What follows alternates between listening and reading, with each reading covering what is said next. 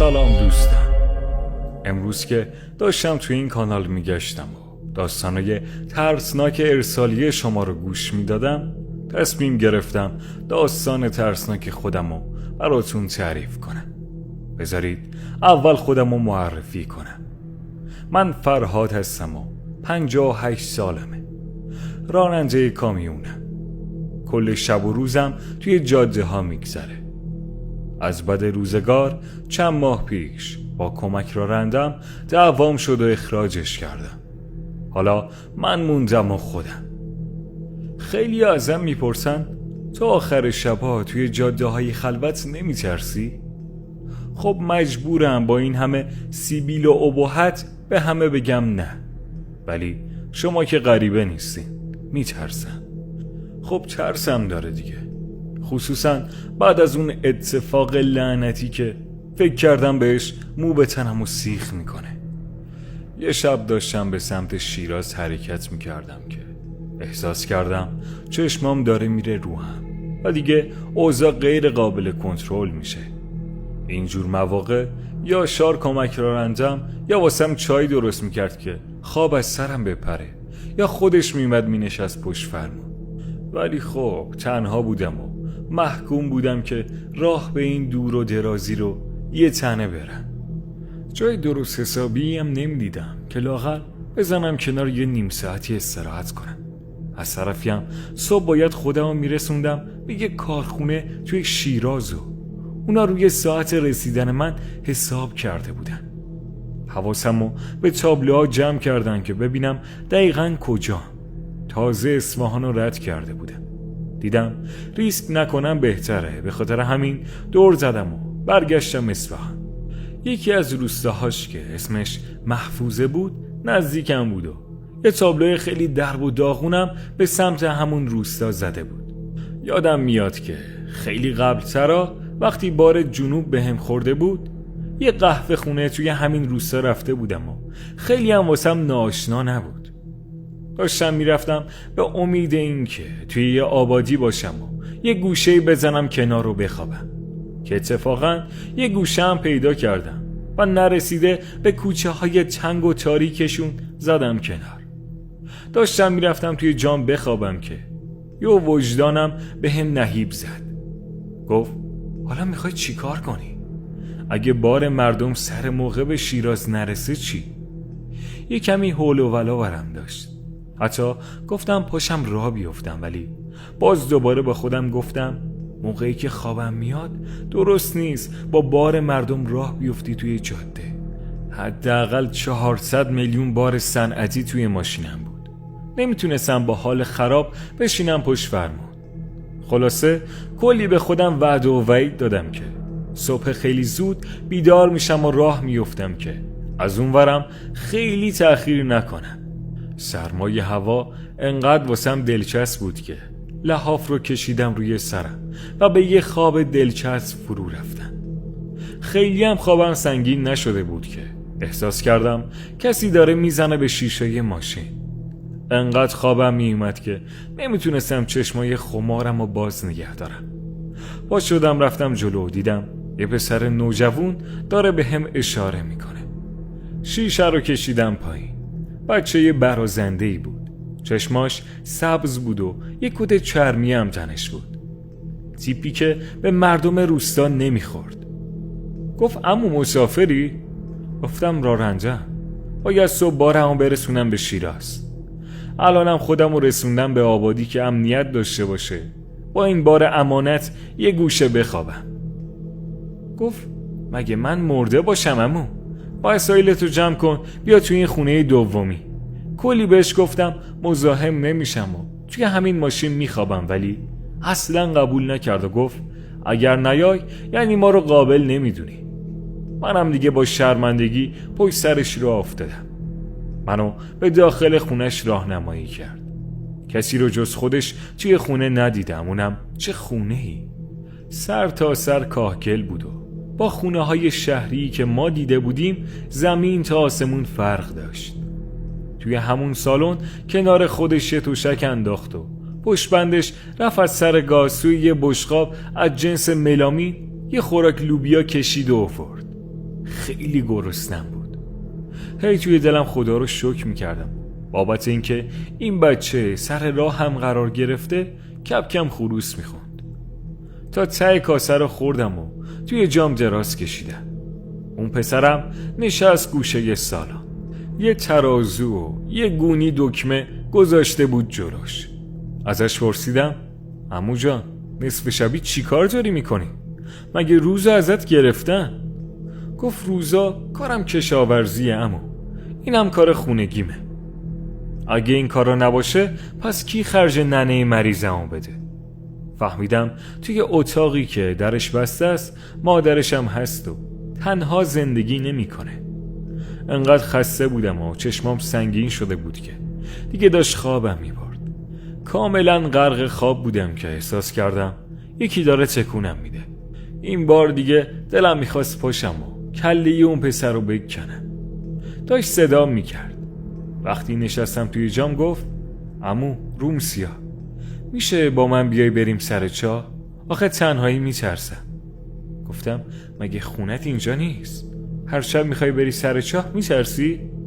جواب درستی بهم نداد، ولی با نگاهش داشت التماسم میکرد که باهاش برم. منم با خودم گفتم راه دوری نمیره، حالا که به جا دادن پاشو برو کمک کن. پا شدم و پشت سرش راه افتادم. پشت خونشون یه باغ درندش بود و البته یه عالم چاله چوله هم داشت.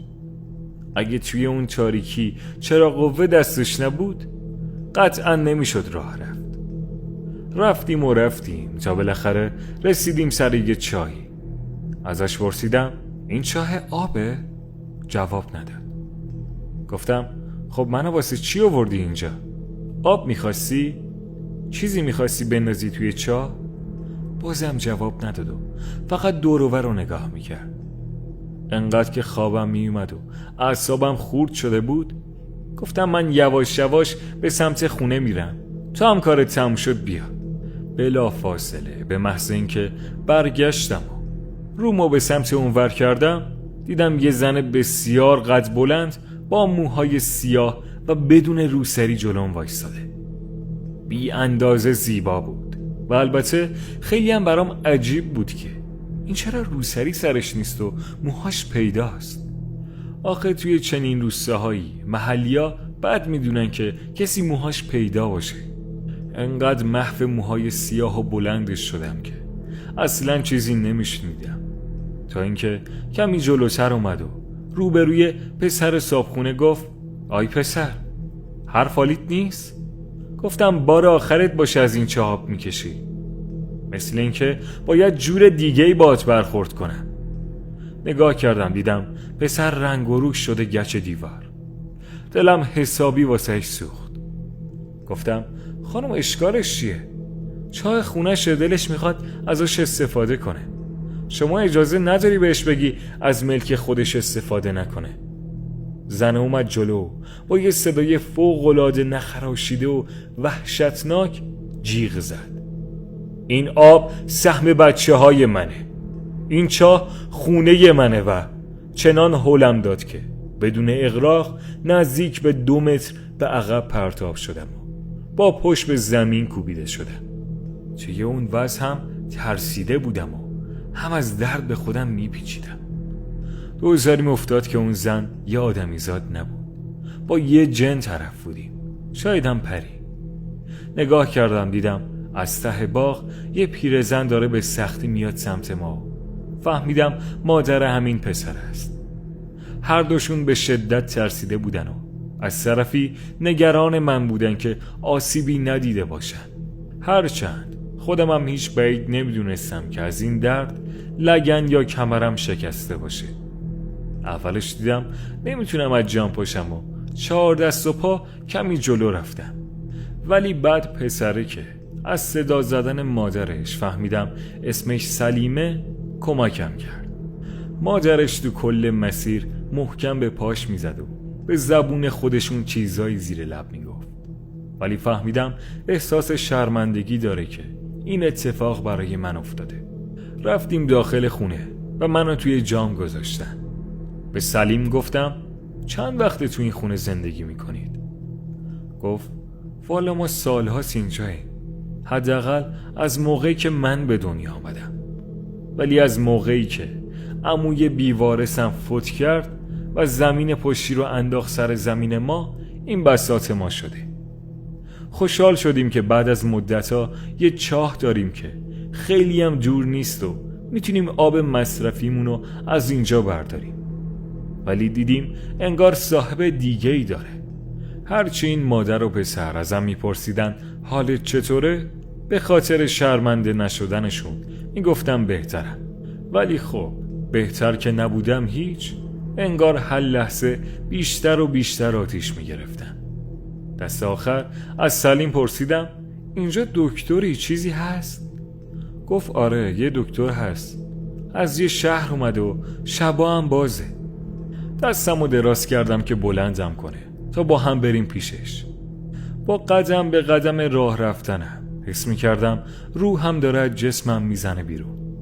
وقتی رسیدیم به خونه ی این دکتر، خیال کرد تصادف کردم یا ماشین بهم زده، بس که لباسم خاک و خلی بود.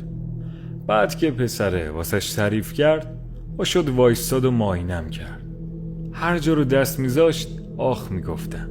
بهم گفت مطمئنی طرف یه جن زن بوده و اینجوری خورد و خمیرت کرده؟ بهم گفت شانس آوردی که دندهات خورد نشده و نشکسته که قلب و ریت رو سوراخ کنه.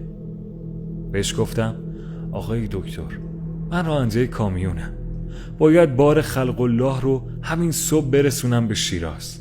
آمپولی، پمادی، چیزی بزن واسه ما، یه چند ساعتی رو بخوابیم و بعد راهی بشیم. گفت من توصیه میکنم با این حالت پشت فرمون نشینی، اما اگر فکر میکنی که باید بری اصرارم نمیکنم. فقط رسیدی شیراز خودت رو نزدیکترین بیمارستان برسون و اسکن بده تا اتفاق بدی واسط نیفتاده باشه.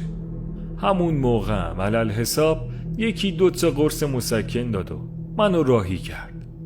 سلیم خیلی شرمنده بود. توی راه میگفت آقا به خدا شرمنده‌ام، من فکر میکردم اگر با شما بریم لااقل چون سنتونم کم نیست ازتون حساب میبره و منو اذیت نمیکنه. نمیدونستم این بلا رو میاره سر شما.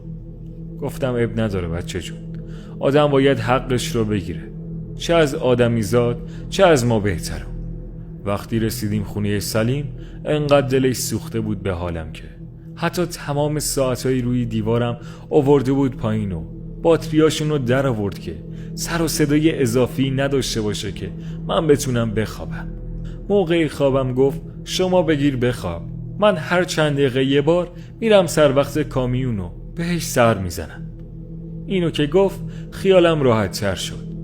سپرده بودم سلیم نماز صبح بیدارم کنه، ولی زودتر از نماز صبح خودم چشمامو باز کردم و بیدار شدم. احساس کردم کسی داره با سنگ به شیشه میزنه. اولش خیال کردم که دارم توهم میزنم و هنوز مغزم خوابه، ولی کمی بعد دیدم نه، اصلا صدا قطع نمیشد. با فاصله کم سنگا یه ریز به شیشه میخورد. سلیمم که جوری خواب بود که خور و پفش رفته بود هوا. داشتم خودم رو فوش و لعنت میکردم. با 1000 بدبختی و با درد و ضعف از جام پا شدم، رفتم دم پنجره. همون لحظه تا رسیدم دم پنجره دیدم که یه سنگ ریز خورد به شیشه. چشم انداختم که ببینم کیه. نکنه کامیونم مزاحم رفت آمد کسی شده. سمت راست حیاطو دیدم. چشمتون روزه بد نبینه. 5 تا بچه با موهای بلند و رنگ و روهای سیاه مثل روح با چشمای خیرشون داشتن منو نگاه میکردن و یکیشون دونه دونه سنگ ریزه میزد به شیشه. خیلی عصبی شدم. انقدر خوابم میومد و بدن درد داشتم که هیچ چیزی جلو دارم نبود. با عصبانیت در رو باز کردم، گفتم بی پدرا چی میخواین سر صبحی؟ شیطونه میگه جوری بزنمتون که ادب شین. ای کاش لال میشدم و این حرف رو نمیزدم. همون زنی که دیده بودم حالا با چشمایی از حدقه بیرون زدش داشت منو میخورد. ناخودآگاه در رو بستم و بسم الله گفتم. ولی انقدر محکم بستم که سلیم از خواب پرید و مادرشم با لهجه خودش داد میزد که چی شده. سلیم شروع کرد به لرزیدن. این بچه خیلی شکننده و ضعیف بود و قطعا اون جن از خدا بیخبرم فهمیده بود که این بچه چقدر ضعیفه که اون همه اذیتش کرده بود. منم از حق نگذریم خیلی ترسیده بودم. کل دردم و از یادم رفته بود. مادرش پا شد اومد بیرون و سلیم بهش گفت که چی شده و اونم با کلی ترس و لرز نشست به قرآن خوندن و گریه کردن. توی اون تاریکی شب صدای گریه های مادر سلیم، قیافه بهت زده خود سلیم و البته تپش قلب بی امان من وادارم میکرد یه کاری کنم. نمیتونستم بشینم و همینجوری این منظره رو تماشا کنم. فقط پا شدم و لباس پوشیدم که برم. سلیم و مادرش اومدن جلوی در. هر کدوم یه چیزی میگفتن ولی ظاهراً از رفتن من ناراحت شده بودن و احساس شرمندگی داشتن که نتونستن اونطور که باید آسایش منو فراهم کنن. ولی منم قول و قرار با صاحب بار رو بهونه کردم و گفتم دیگه باید برم. اونام تا جایی که میشد اصرار کردن ولی دیگه گذاشتن که برم. لحظه آخر که داشتم از در میرفتم بیرون از لای در نگاه کردم که ببینم اون از خدا بیخبرها هستن یا نه، ولی خوشبختانه هیچ کسی رو ندیدم. مادر سلیم اومد و یه لقمه بهم داد. گفت برای تو راهت درست کردم، کوکو سیب زمینیه.